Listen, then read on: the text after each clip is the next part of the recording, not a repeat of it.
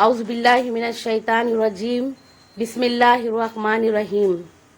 آج ہم بتانے جا رہے ہیں غسل کن کن چیزوں سے فرض ہوتا اور غسل کا طریقہ کیا ہے۔ غسل فرض ہوتا اپنے لیے 3 چیزوں کی وجہ سے، ایک نفاس کی وجہ سے، حیض کی وجہ سے اور جنابت کی وجہ سے۔ یہ تینوں بھی حادثے اگر اپنے ساتھ پیش آئے تو ان حالت میں ہمارے لیے غسل کرنا بہت ضروری ہے۔ اگر ہمارا غسل صحیح رہے گا تو ہمارا وضو کا طریقہ صحیح رہے گا، اور وضو صحیح رہے گا تو ہماری نماز صحیح رہیں گی۔ اگر ہم غسل صحیح نہیں کریں گے تو وضو بھی صحیح نہیں رہے گا اور نماز بھی صحیح نہیں رہیں گی۔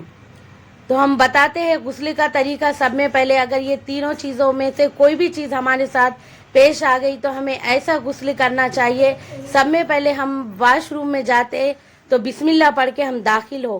اگر ہم بسم اللہ پڑھ کر جاتے تو شیطان اپنے جسم سے کھیلتا نہیں، ورنہ شیطان اپنے جسم سے کھیلتا۔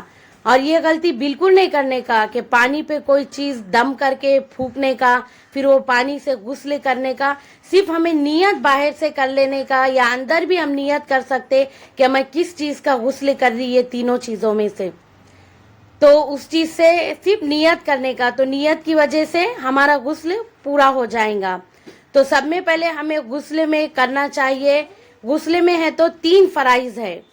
سب میں پہلے ہمیں ہے تو جہاں 3 مرتبہ اپنے دونوں ہاتھ اچھے سے دھو لینا چاہیے۔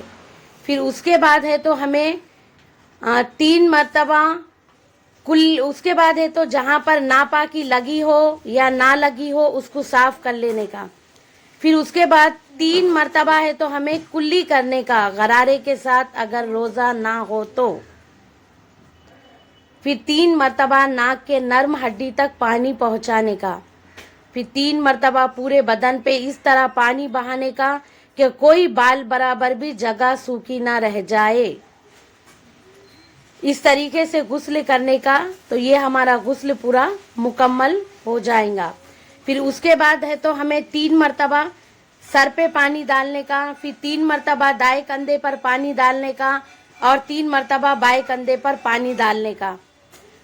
اور پھر ہم جو وضو غسل کے ٹائم پہ کر لیتے تو پھر وہ وضو سے ہم نماز بھی پڑھ سکتے، قرآن کی تلاوت بھی کر سکتے۔